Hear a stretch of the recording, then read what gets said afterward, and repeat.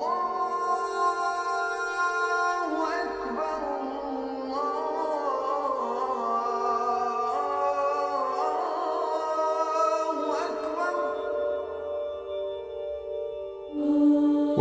to Understanding Islam, Part 7.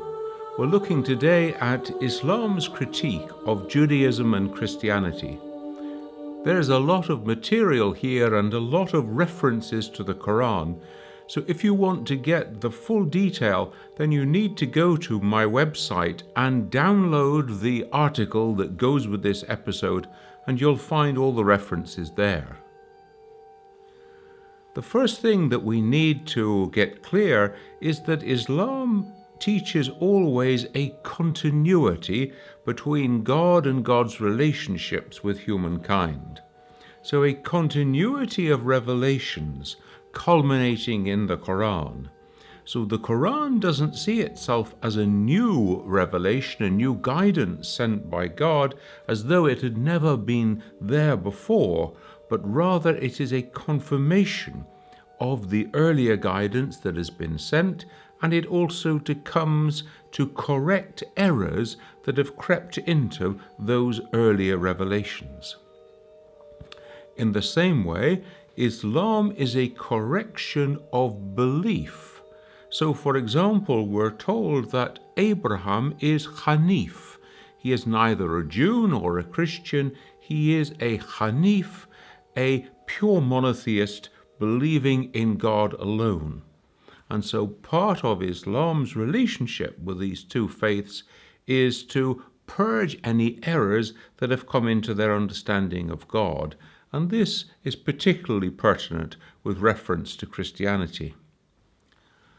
The third thing we can say is that there is a continuity of prophets, and all prophets are to be acknowledged by the true believers because they are all prophets sent by God.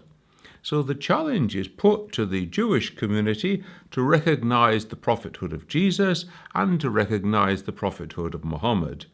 And the challenge is put to the Christian community to recognize and affirm the prophethood of Muhammad. When the Qur'an talks about Jews and Christians, it uses the phrase "a party amongst them." There's always a question, it's not a blanket judgment.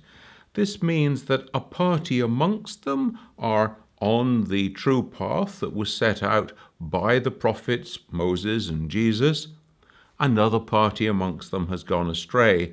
So it's not possible just to make a blanket judgment and say all Jews X, all Christians X. There's always room then for that discernment and for that judgment. Are you truly on the path established by your prophets? And that obviously leaves open the possibility that some at least have deviated from that path. The Jews and Christians are the communities that have received an earlier revelation from God. To Prophet Moses was sent the Torah, to Prophet Jesus was sent the Injil. Now, what's happened to those scriptures? And again, the Qur'an makes some challenges there to say you've been careless with them, perhaps you have concealed part of their meaning, perhaps you have altered some of their verses. And so the question of the earlier revelations is important here. If only the Jews and Christians were in possession of the full text of the earlier revelations that were sent and the teaching of those respective prophets, and if only they would follow the Sharia that was established by Moses and by Jesus, then that would naturally lead them into an appreciation of Qur'an and Prophet Muhammad, and therefore the Sharia that Muhammad established as well. The Qur'an tells us that it was part of God's plan that there should be a plurality of messages sent to the earth, a plurality of Sharias that were established by those earlier prophets. If God had wanted, God could just have established one Sharia. But God established a plurality in order to test people on how true they would be, how faithfully they would follow that earlier Sharia. Of course, if only they had followed it faithfully, then they would have seen and recognized the validity of the Qur'an and the prophecy of Muhammad.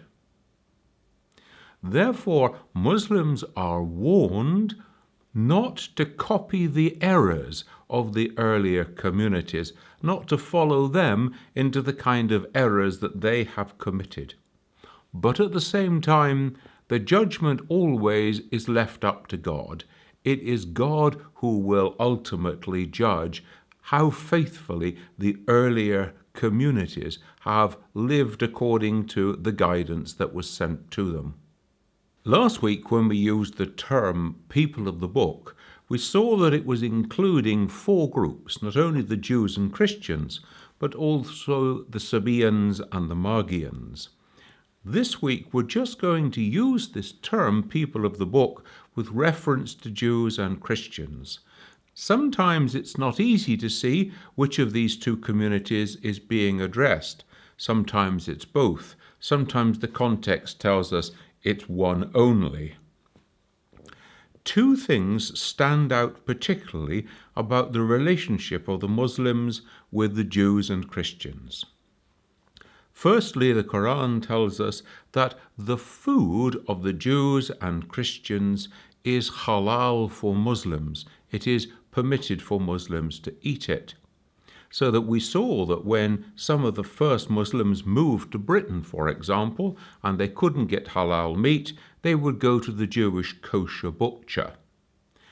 Now, there's more of a problem with Christian food, because there's a question whether or not those Christians who have killed these animals are truly pronouncing the name of the one and only God, or if they have deviated from that pure monotheism, the monotheism of Jesus, and instead are invoking a figment of their own imagination, some kind of three-part God.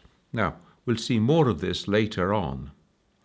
The second thing which is important is that the Qur'an says that the wives, the women of the Jews and the Christians, are permitted for Muslims to marry, and they are allowed to continue in the practice of their faith.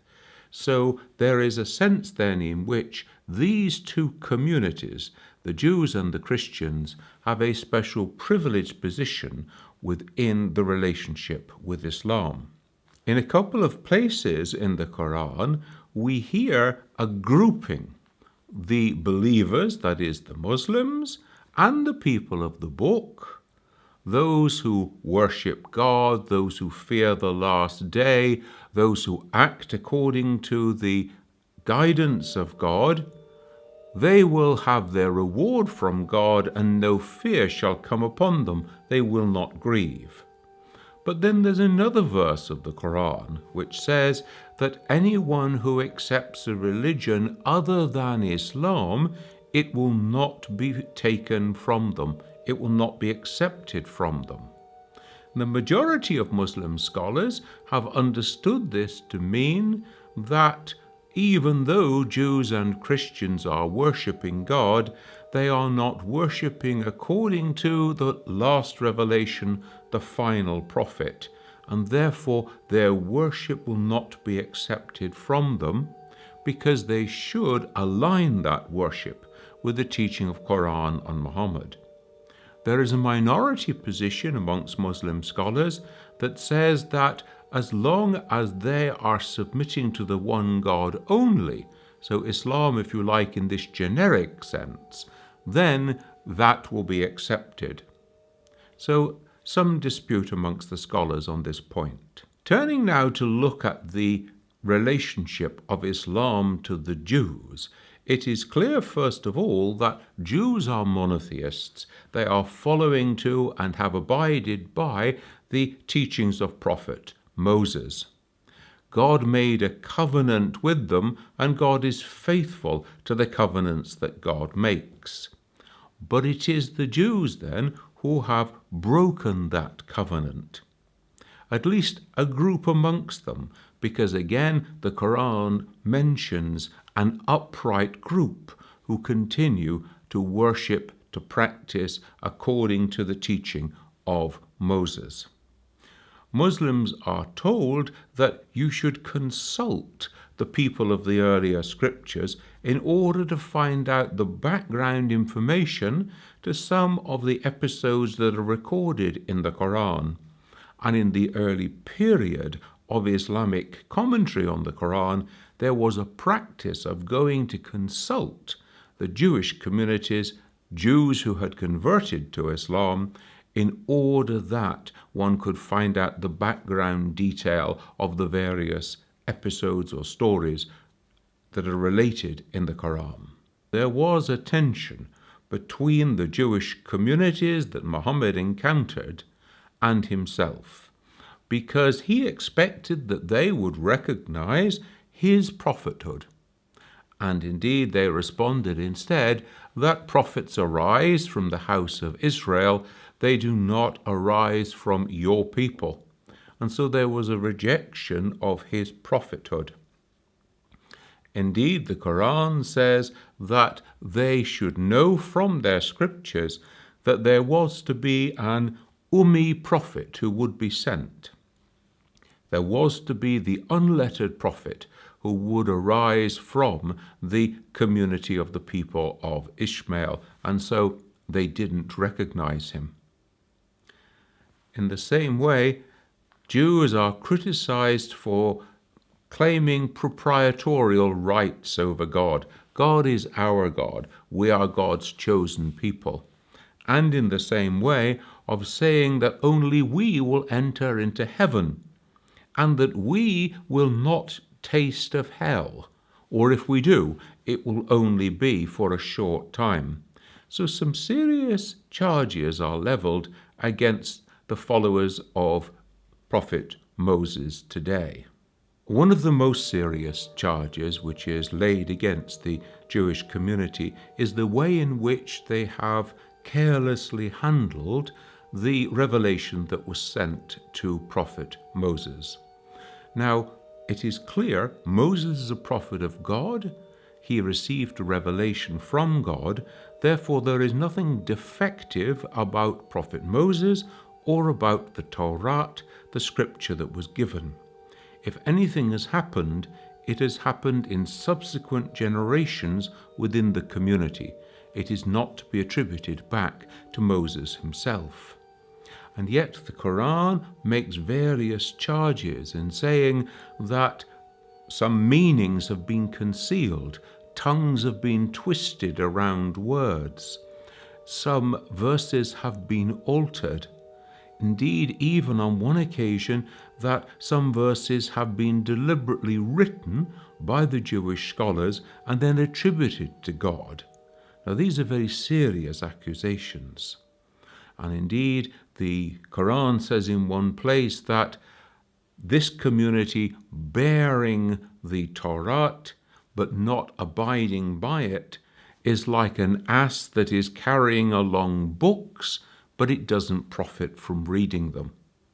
So some serious charges are leveled there. The important principle is that of continuity of revelations. Therefore, that which was given to Moses must have, in essence, agreed with the Qur'an that was given to Muhammad, and continuity of prophecy. That is, that the true followers of Moses should recognize the prophethood both of Jesus and of Muhammad himself. When it comes to Christianity, the Islamic tradition is wary that Christians have deviated from some of the most fundamental points in Islamic understanding. First of all, in the absolute oneness of God, Tawheed. Does the doctrine of Trinity equate with Tawheed? And also in the absolute transcendence of God. How can one talk of an incarnation of God in human form? Also, the Qur'an is the correction of the earlier scriptures and the earlier traditions, and so it corrects matters of fact like the crucifixion, the death, the burial, the resurrection of Jesus from the dead, which are central to Christian teaching, but which are not supported by the Qur'an and therefore by Islam. So some very serious charges are laid against central elements of Christian belief.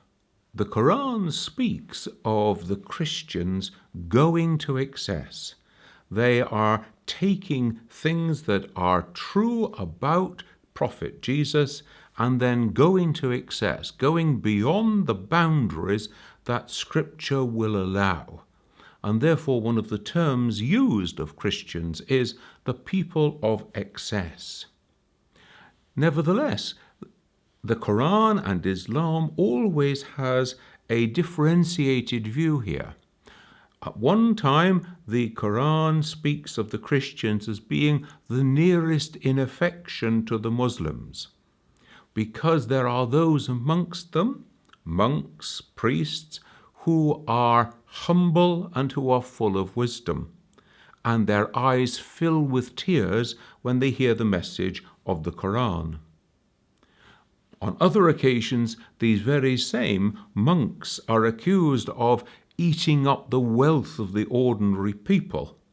They are also accused of having developed doctrines that are not substantiated by the teaching of Jesus, and indeed that the Christian community has been led astray by those doctrines that have been developed by the Christian scholars. So Christians are called to return to the faithful following of the practice and teaching of Jesus. They are to have hearts full of tenderness and mercy, just as Jesus had a tender and merciful heart, and they are to convert to Islam. A double reward is offered when they should convert. And the Qur'an comes to correct the errors that have come into their practice and belief. Let's turn then to look at what the Qur'an has to say about Jesus, because there are many verses in the Qur'an that speak about Jesus, the son of Mary. This is the most common term which is used for him in the Qur'an, and it is a reminder that Jesus had no father. And so the normal practice would be to name somebody after their father. And by naming Jesus after his mother instead, it's a reminder to us constantly that Jesus has no father. It is also a correction against the Christian use of the term Son of God, for example.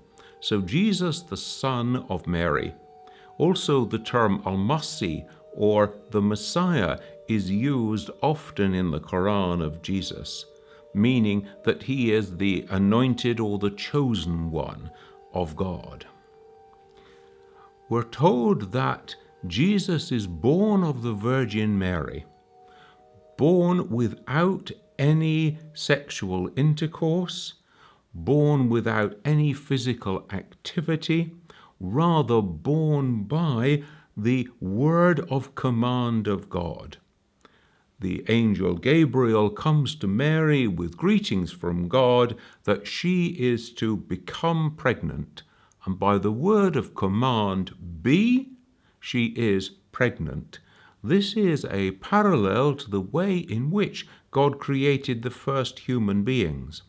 So there is no suggestion here in Islamic understanding that this would make Jesus divine. Rather, Adam and Eve had no mother and no father. These are signs of God's miraculous power, God who can create life as God so wills, and therefore God creates life in the womb of the Virgin Mary. This is a particular characteristic of Jesus, but it does not in any way elevate him above that which is human.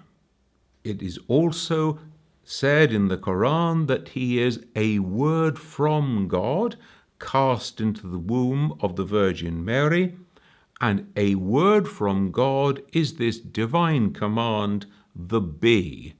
Be and you are pregnant. Be and you exist.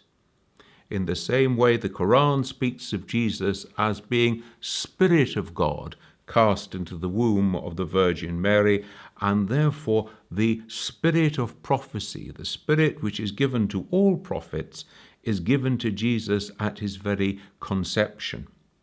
And it is one of the characteristics of Jesus that as a small baby, he speaks words of prophecy from the cradle. This is a sign of God's blessing upon him. The Qur'an also tells us that he is a prophet of God, that he is a perfect exemplar to be followed. Now, he is an exemplar not only to his own followers, the Christians, but also to all godly people. So there are traditions that circulate in Arabic amongst Muslims, which are pieces of teaching of Jesus, which can be used for character building amongst young Muslims who are growing up. He is a prophet of God. That is the highest honor that can be given to any human being. One of those sinless ones chosen by God to bear the message into the world. At the same time, the Qur'an is also clear in saying that Jesus is a creature of God. God created him. God could at any stage have terminated his life. Jesus as a prophet is given a scripture. This scripture is called in the Qur'an the Injil. This prophet and scripture are sent to the children of Israel. So Jesus is a prophet to the Hebrew people, not a universal prophet. Muhammad is the universal prophet, according to Islam. Jesus also works miracles. We normally divide miracles into nature miracles, and Jesus works those. He makes birds out of clay, claps his hands, and off they fly. Healing miracles, the Qur'an tells us that he heals the blind, he makes the lame to walk, and also raising from the dead miracles. Now again, every time that the Qur'an mentions these miracles, there's always the caveat, by the power of God, at the will of God. So this is not something that Jesus does by his own power, at his own will. Rather, he is the agent of God and shows forth the mighty works of God, not his own works. When the Qur'an mentions the miracles of Jesus, it goes on in the very same chapter, the next verses, to point out that Jesus is not divine. And therefore there is no sign that miracle working is a sign of the divinity of Jesus. The Qur'an also takes disagreement with traditional Christian teaching about the end of the earthly life of Jesus. The Qur'an tells us that the Jews did not crucify Jesus. They neither crucified him nor killed him, but it appeared to them as though they did, and that Jesus was taken up from them. Now, the Qur'an is clear in saying that God protects his faithful messengers, and so God is protecting Jesus at the end of his life in Palestine. Things have gone wrong, and he is about to be put to death in a most horrible and ignoble way. And in Islamic understanding, based on this verse of the Qur'an, Jesus is then taken up from them by God. He is not crucified, he is not killed. Somebody else is crucified in his place, and various candidates are put forward. Maybe Judas Iscariot, the one who betrayed Jesus, maybe a volunteer, maybe somebody from the crowd or an onlooker. Somebody else is crucified instead. It appeared to them as though it were Jesus, but he was taken up from them, and is currently with God, awaiting the divine command to return to the earth. When Jesus returns, he will return to take up his one and only earthly life. He will resume the life that was left before the crucifixion of someone else took place. When he returns, he will return to bring about the great battle of good versus evil, in which good will reign, in which evil will be put to flight. He will correct the errors that have come into his Christian followers. He will rule the world for a period of time in uprightness and truth. And he will be doing this together with Al-Mahdi, variously understood by different schools of Islam. At the end of his earthly life, he will die, his one and only death. He will be buried in Medina. His grave space awaits him alongside the grave of Muhammad. Then there will be a sign that the end of the world should come, then a bleak period of waiting, and then the angel will sound the trumpet for the resurrection. And all will then rise from their graves, including Jesus, Muhammad, everyone else who has ever lived, and then there will be the day of judgment. And on the day of judgment, Jesus will be a witness to his community, to those who have followed or have failed to follow the true teaching that he was given by God. One of the excesses that has entered into Christian tradition, according to Islam, is the idea that somehow Jesus is the Son of God. This is quite unacceptable in Islam, because it breaches the principle of the transcendent nature of God. And it also means that either if Jesus is Son of God, then he is God, or there are two gods. Both of these will be quite unacceptable. Where does this come from? Well, it was part of the tradition of the ancient Arabs that gods had children, you had families of gods. And the Qur'an says again and again, don't go and make the same mistake that the ancients made in ascribing children to God. And here the term walud is used to talk of an offspring. God has no offspring, the Qur'an says again and again. There is, however, another term in Arabic which is used for son, ibn. And ibn can mean son as in procreation, but it can also mean son in an honorific way, one who is given great honor and love. And some Muslim scholars have said, based on a verse of the Qur'an, that what the Christians have done is to taken this metaphoric, honorific use of the word ibn. Jesus is given great honor by God, and they have interpreted it literally, and they have thus elevated Jesus to divine status. This is not something that can have been taught by Jesus himself, because Jesus in Islamic understanding taught pure monotheism, tawheed. This then must be something which has crept into the Christian tradition in later generations, and again the Qur'an points toward the Christian leaders and scholars and say, you have taken them as lords instead of God. You have listened to them instead of listening to the true message of God. In 3 places, the Qur'an corrects any idea that there could be any kind of threeness about God. The Qur'an says, say not of God that God is the third of 3. That's polytheism. That's tritheism. That is totally unacceptable in Islam. Do not imitate the errors of the polytheists by attributing any kind of multiplicity to God. Again, the Qur'an says, say not three. Stop, desist. Do not say this. Now, the Qur'an is correcting here any idea of a plurality in God, tritheism.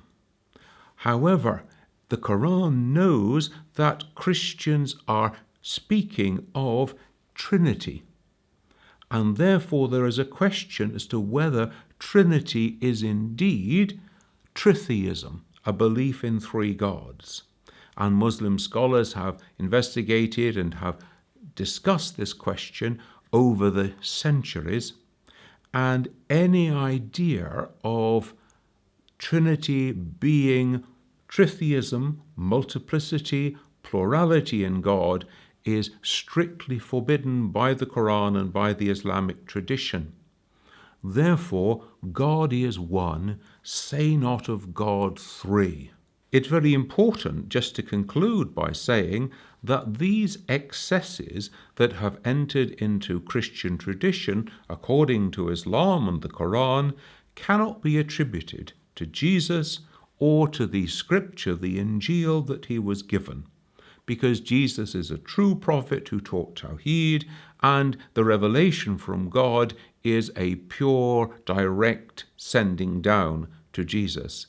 Therefore, they must have come in through Christian excess down through the centuries.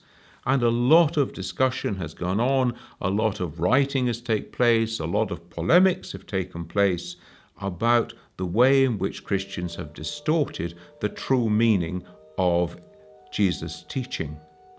Of course, Christian scholars have denied that Trinity in any way means a plurality within God, and that therefore that is not what they are teaching.